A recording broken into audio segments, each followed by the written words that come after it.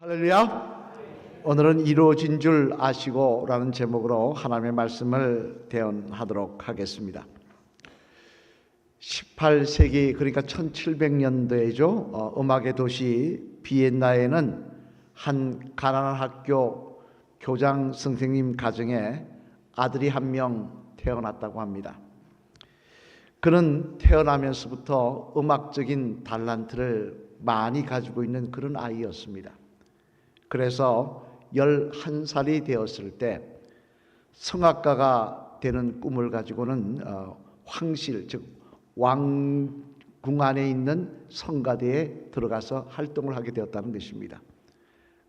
거기서 들어가면 거기서 찬양을 하면서 인정을 받으면 앞으로 성악가로는 탄탄대로를 걸을 수 있는 그런 자리였습니다.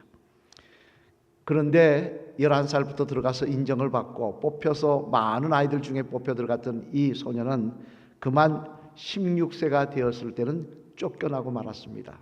웬관이 변성기가 와서 더 이상 그 아름다운 목소리를 낼 수가 없었기 때문이었습니다. 이후에 이 소녀는 이제 청년이 되어 가면서 이젠 더 이상 자신이 성악가로 성공할 수 없다는 것을 알고 작곡을 하여서 작곡가로 인정받으려고 합니다. 하지만 돈이 없다 보니까 한 어두운 카페에서 친구들, 음악을 사랑하는 친구들과 모여 어울리면서 종이를 살 돈이 없어가지고 메뉴판 뒤에다가 끄적끄적 작곡을 했다는 거예요. 그렇게 열심히 앉아서 매일 작곡을 하고 있었지만 그러나 누구도 그의 작품을 인정해 주는 사람은 없었습니다.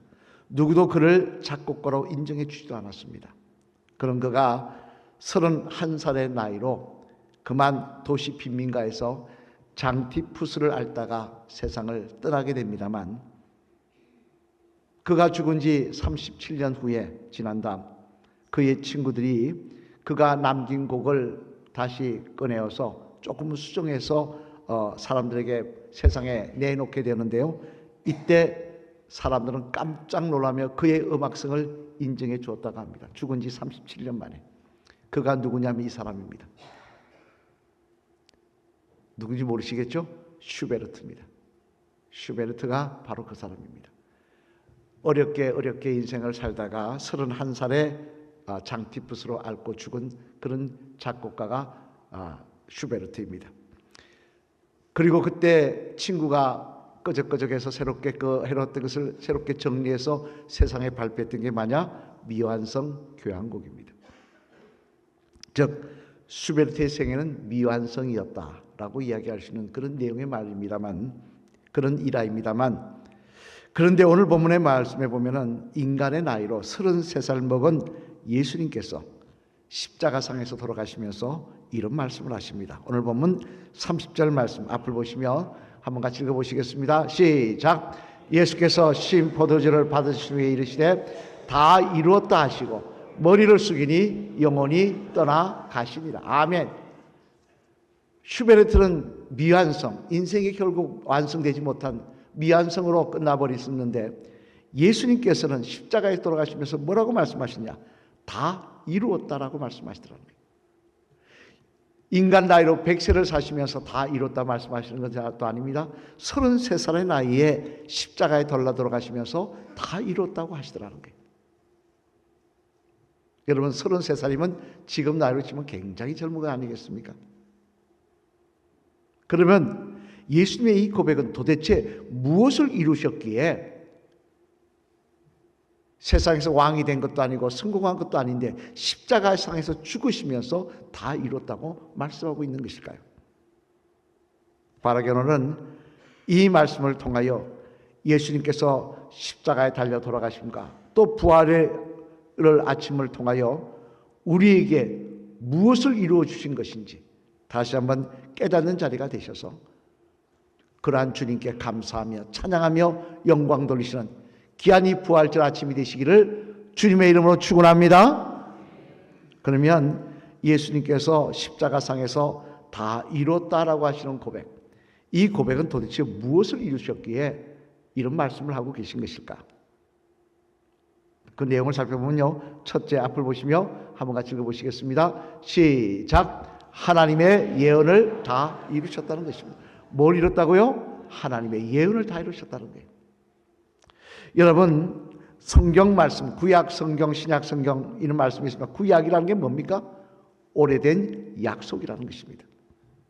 즉 성경 말씀에는 하나님의 약속의 말씀들이 기록되어 있다는 거예요. 하나님께서 우리에게 약속하신 일들이 기록되어 있다는 거예요. 사람들은 성경 말씀을 이러니 저러니 의학사책이니 뭐니 이야기하신 분도 계십니다만 아닙니다. 성경은 하나님의 약속이 기록되어 있는 말씀이에요. 그 일 중에서도 가장 중요한 약속은 뭐냐? 그리스도의, 우리를 구원하실 그리스도의 탄생과 죽음 그리고 부활에 대한 약속입니다. 그런 내용들이 성경 곳곳에 기록되어 있는데 대표적인 말씀 몇 가지를 살펴보면 먼저 미가서 5장 2절 말씀 앞을 보시며 한번 같이 읽어보시겠습니다. 시작. 베들레헴 에브라다야 너는 유다 족속 중에 작을지라도 이스라엘을 다스릴 자가 내게서 내게로 나올 것이라. 그의 근본은 상고의 영혼에 있느니라. 아멘. 무슨 말씀입니까? 하나님께서 미가 선지자라는 사람을 통하여 말씀하십니다. 앞으로 하나님의 아들 그리스도가 이 땅에 오실 것인데 그분은 어디서 태어나느냐? 베들레헴에서 태어나신다는 거예요. 베들레헴이라는 조그마한 동네입니다. 예루살렘에서 40km 떨어진 조그마한 촌동네예요. 유명한 인물이 나올 수 있는 그런 동네가 아닙니다. 인구가 몇만 명, 몇천 명 아닙니다. 몇백 명도 안 되는 그런 조그마한 동네입니다.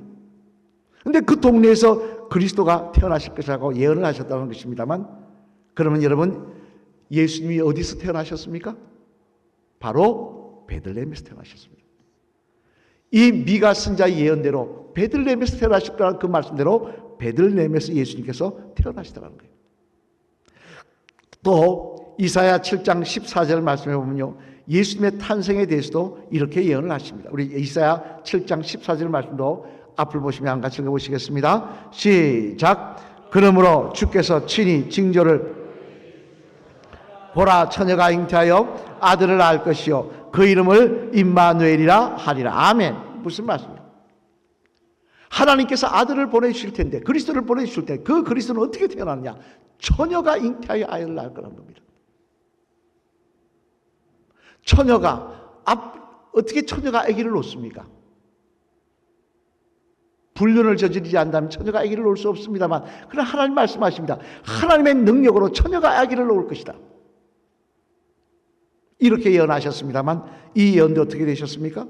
여러분 잘 아시는 대로 마리아의 몸에 성령께서 잉태하게 하셔서 예수님이 이 땅에 탄생하시는 역사가 일어나더라는 거예요. 그리고 심지어 시편 69편 21절 말씀해 보면요, 예수님의 아들 그리스도께서, 우리를 구원하실 그리스도께서 십자가 위에 돌아가시면서 마지막에 어떤 일을 당할 것까지도 미리 예언을 하십니다. 뭐라고 예언하시냐 한번 볼까요? 시편 69편 21절 말씀 앞을 보시면 같이 읽겠습니다. 시작. 그들이 쓸개를 나의 음식물로 주며 목마를 때에는 초를 마시게 하였사오니. 아멘. 무슨 말씀입니까? 예수님의 아들이 이 땅에 오셔서 사시다가 십자가에 돌아가시게 될 텐데 그때 어떤 일이 일어나냐? 대적들이 그 그리스도에게 신포도주를 마시게 할 거라는 거예요. 초를 마시게, 신포도주를 마시게 할 거라는 거예요. 자, 이 말씀도 어떻게 됐습니까? 오늘 보면 29절 말씀 앞을 보시면 같이 읽어보실까요? 시작. 거기 신포도주가 가득히 담긴 그릇이 있는지라 사람들이 신포도주를 적신 해면을 우슬초에 매어 예수의 입에 대니. 아멘. 무슨 말씀입니까? 예수님께서 십자가에 못 박혀 돌아가실 때 정말 그 대적들이, 그 로마 군병들이 신포도주를 해면에 적셔가지고 예수님 입에 갖다 대고 마시게 하였다는 것입니다. 이 무슨 이야기입니까? 구약 성경에는 그리스도의 탄생과 죽음과 부활에 대한 이야기들이 쭉 기록되어 있는데 그 내용들이 어떻게 됐다고요? 예수님이 이 땅에 오심을 통하여 다 하나하나 이루어졌다는 거예요. 즉 예수님의 탄생과 죽음과 부활은 우연히 된 게 아니라 다 하나님이 예언하시고 계획하신 그 일들이 이루어진 일들이라는 것입니다. 여러분, 예수님이 이 땅에 오신 것은 결코 우연이 아니라 우리를 사랑하신 하나님의 섭리와 계획 아래 이 땅에 오셨고 그 일들이 예수님의 탄생과 죽음을 통하여 또 부활을 통하여 다 이루어진 줄로 믿습니다. 바로 그것을 말씀하시는 것입니다. 하나님의 말씀들이 약속이 다 이루어졌다. 예수님은 그것을 다 이뤘다고 말씀하고 계신 거예요. 두 번째는 또 무엇을 이뤘다고 말씀하고 계시냐? 우리 한번 보시며 같이 읽어보시겠습니다. 시작. 율법을 다 이루셨다는 것입니다. 뭘 이뤘다고요? 율법을 다 이루셨다는 것입니다. 그럼 여러분 물어보겠습니다. 율법이 뭡니까? 여러분 율법이 뭡니까? 이것은 하나님이 우리에게 요구하시는 여러 가지 법례들입니다. 즉 하나님은 우리들이 하나님의 뜻을 다 지키길 원하시더라는 거예요. 여러분에게도 자녀들이 있습니다만 자녀들을 키울 때 어떤 마음이 있습니까? 내가 바라는 기대치대로 내 자녀들이 되어지길 원한다.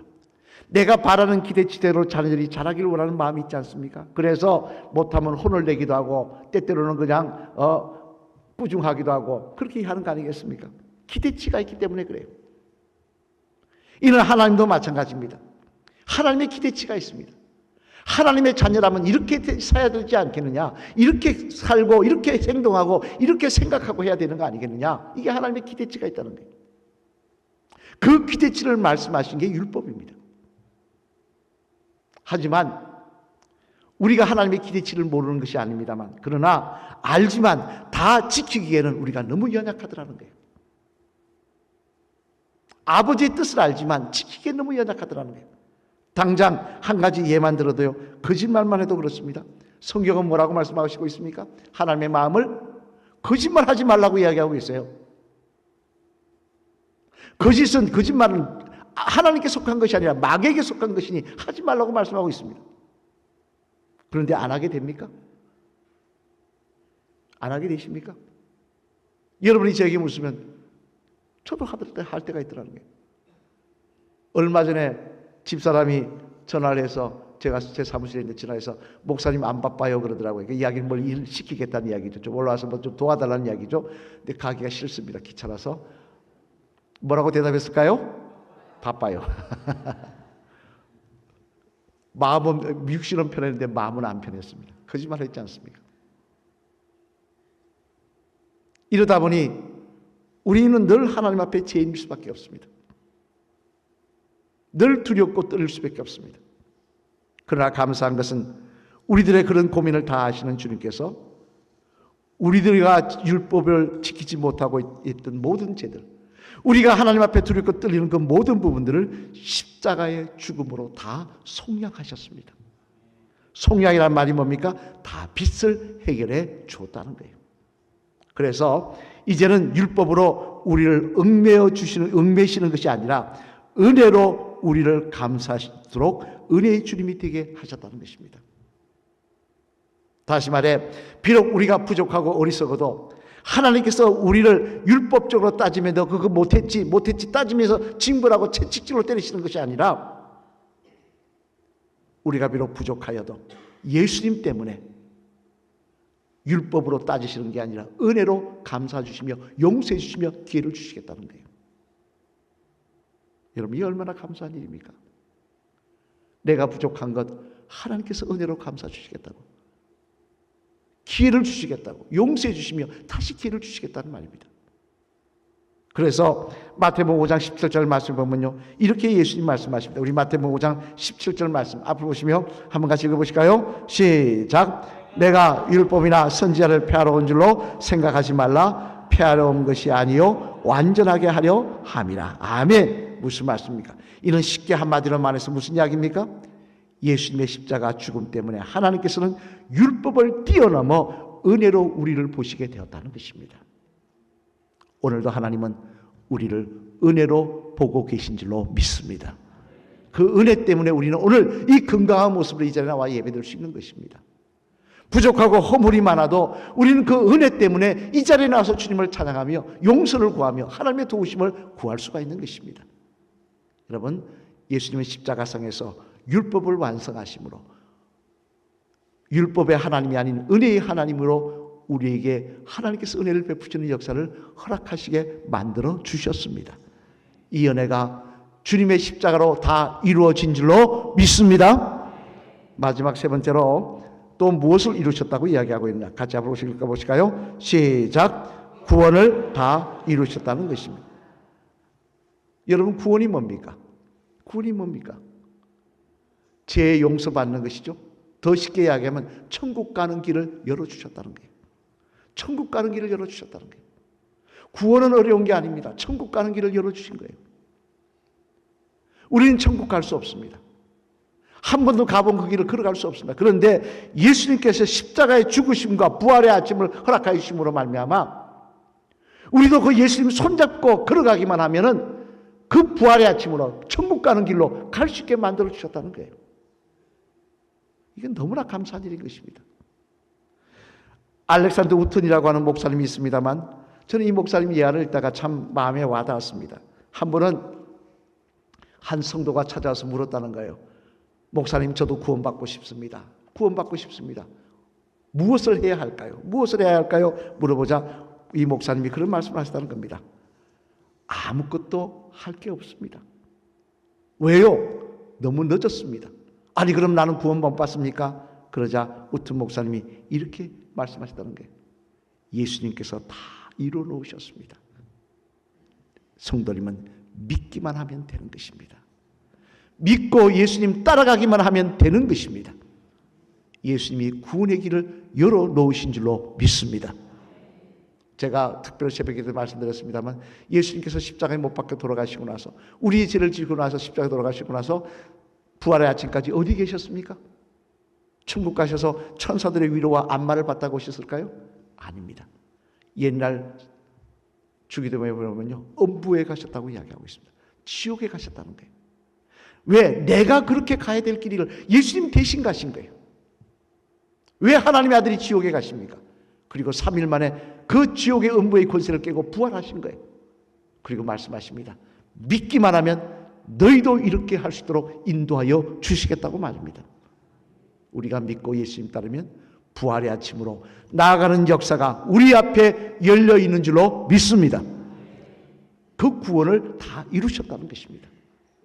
여러분, 이처럼 예수님은 하나님의 예언을 다 이루셨고 우리를 누르고 있던 율법을 완성하심으로 이루셨고 그래서 은혜의 주님이 되게 하셨고 그리고 마지막으로 구원의 은혜를 완성하셨습니다.